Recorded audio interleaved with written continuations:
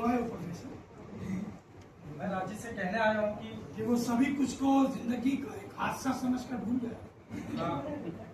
यदि वह भूल सकती हो, परंतु तुम्हें ये पहले सोचना चाहिए।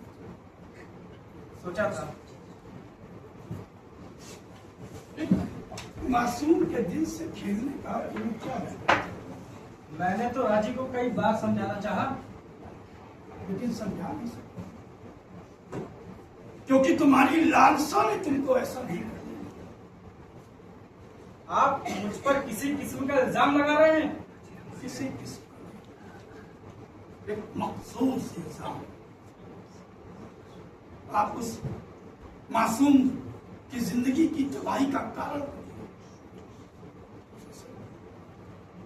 तुम तो एक मनोविज्ञान के प्रोफेसर हो। एक जवान हो रही लड़की क्या सोचती है, क्या चाहती है, इसका तुम्हें पूरी तरीके से ज्ञान था। हाँ, मैं पूरी तरह समझता था। तब क्या ये तुम्हारा फर्ज बनता था कि तुम एक ऐसा खेल शुरू करो जिसका अंतिम परिणाम मृत्यु के सिवा कुछ नहीं हो सकता? मृत्यु? इस चादर के नीचे जो लड़की लेटी है ना, वो सदा की नींद सो गई, क्योंकि वो अपने पहले और एक अकेले प्यार में वो हार नहीं देखना चाहती। उसने नींद की गोलियां अपनी तकदीर समझकर खा ली, जिसे तुम्हारी पत्नी अपने लिए लेके आई थी। परंतु वह तो पूरी धमकी होगी। यह खेल उसने मेरे साथ कई बार खेला है। और तुम्हारे इस खेल में ये मासूम कली अपना सब तोड़ गई, जिसे भी जिंदगी की बहार देखी। मुझे बहुत अफसोस है। ये आपसे खेल और समझदारों की रीति है कि जिंदगी को संकट में डालकर मौत की कगार पर ला खड़ा करना और फिर रास्ता बताए बगैर वहां से खिसक जाना, ये कहकर कि मुझे अफसोस। परंतु आपके ये कह देने से वो वापस नहीं आता। रुक जाओ, ये कहना मामूस सब मत बढ़ाइए। जिंदगी जब संकट में होती है तो बहुत बार वो सहारे ढूंढती है, और इसका दुखांत ये है कि बहुत बार जिसका वो सहारा थाम लेती है वही उसको धोखा देगा। चलो प्रोफेसर, चले जाओ। मैं कहता हूं चलो, चले जाओ यहां से, चले जाओ घर। क्या हुआ? क्यों इतना ऊंचा बोल रहे हो? कौन था? प्रोफेसर आए थे। वो यहाँ क्या लेने आया था? कहते थे कि उसे अफसोस है। पहले दिन से ही मुझे उससे घृणा थी। मेरी बहन की एकमात्र निशानी हमदर्दी जाहिर करने आया और उसे खो गया। परंतु मैं एहसान की उम्मीद तुम पर रखता हूं। मुझ पर क्यों? राजी तुम्हारे पास आई थी, तुम इसे अगर उसे मां का प्यार देती तो वो निराश होकर ये अंतिम कदम नहीं उठाती। उसने अपने आप को बिल्कुल बेसहारा और यतीम अनुभव किया। वो राजवंशित किया रहती रही। मैं चाहता था कि मैं उसे कुछ दिला सकूं, लेकिन पहली बार मैंने महसूस किया कि एक जवान लड़की को मां के प्यार की कितनी जरूरत है। मैंने तो तुम्हारे लिए मां का दिल कहा।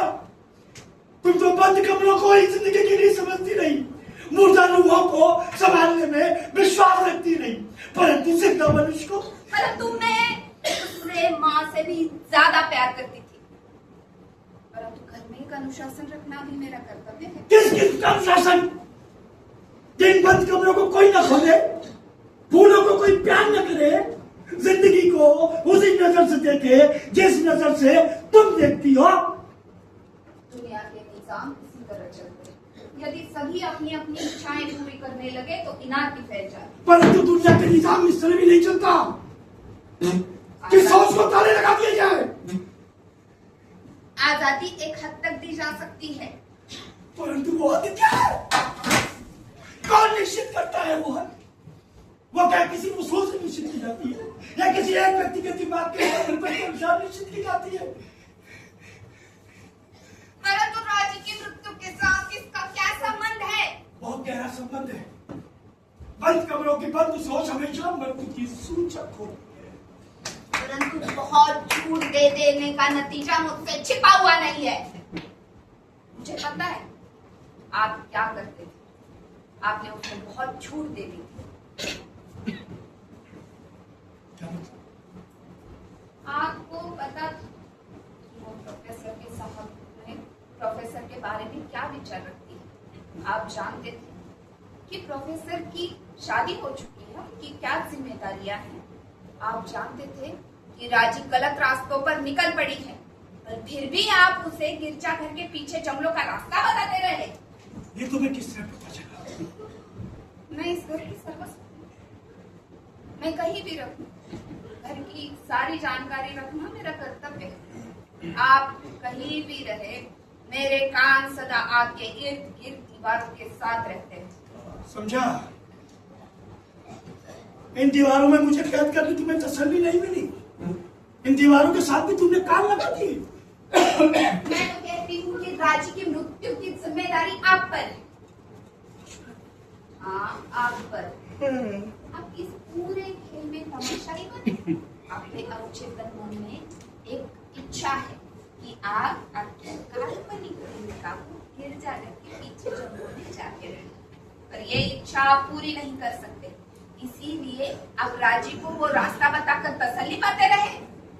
ये झूठ है। ये यही सच है। यही आप जैसे बुद्धिजीवियों का चरित्र है। दूसरों को सपनों में उलझाना और खुद तमाशा देखना। आपकी अपाहिज टांगों की तरह आपकी बुद्धि भी अपाहिज हो चुकी है। इसीलिए राजी की मृत्यु की जिम्मेदारी आप पर भी उतनी ही है जितनी उस प्रोफेसर पर। जालिम ऐसी बातें मत करो। क्यों? तकलीफ हुई ना?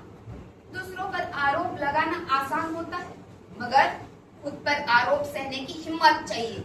चुप हो जाओ, कम नखत, चुप हो जाओ। नहीं, मैं चुप नहीं रहूंगी। आपको मेरी भी सुननी पड़ेगी। बहुत देर से मैं आपकी चली कटी, बहुत देर से।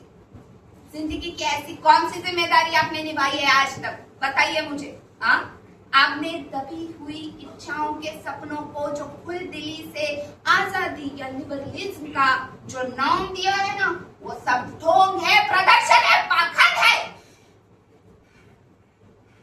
और इन दबी इच्छाओं की जिम्मेदारी भी इन बंद कमरों पे। ये बंद कमरे जो इंसान की सोच को साधारण नहीं रहने देते। ये बंद कमरे जो जिंदगी की मौत के कारण बनते। बंद कमरे कहाँ नहीं, असल में तुम सभी बंद कमरे। वो समझदार प्रोफेसर जो दिलों के मनोवैज्ञानिक विश्लेषण तो कर सकता है, मगर उसमें हिम्मत नहीं कि वो कोई रास्ता ढूंढ सके। इसीलिए उसने एक मासूम को फंसाया। वो कायर, वो काय परस्त, और उसे खा गया। और आप जैसा एक अपाहिज बुद्धिजीवी जो जीवन में कुछ नहीं कर सका, कुछ भी नहीं, पर अपनी दबी हुई इच्छाओं को पूरा करना चाहता है। और तुम ताकत की भूखी, राज्य चलाने की लालसा में। हाँ हाँ, मैं ताकत की भूखी हूँ, मुझ में राज्य चलाने की लालसा है। आप बताइए, किसमें ये इच्छा नहीं? कौन नहीं चाहता? जो अपाहिज होते हैं, कुछ करते नहीं, वही ये सवाल करते हैं। चलिए, आपका सूप तैयार हो गया है और मेरे ख्याल से मैंने एक कोना भी खाली कर दिया है। आप ये कमरा बंद रहे। नहीं, मैं तुम्हें एक कमरा बंद करने नहीं दूंगा। यही इस घर की रीति है। परंतु ये रीत बदलेगी। इस मासूम की मृत्यु इस घर में शहादत का दर्जा रखी गई। ये बंद कमरों की रीत तो बदलेगी। उठो, यहाँ से उठो, उठो तुम। ये रीत तो बदलेगी। अरे चलो, ये रीत तो बदलेगी। अरे चलो, ये कमरा मैं बंद करने नहीं दूंगा।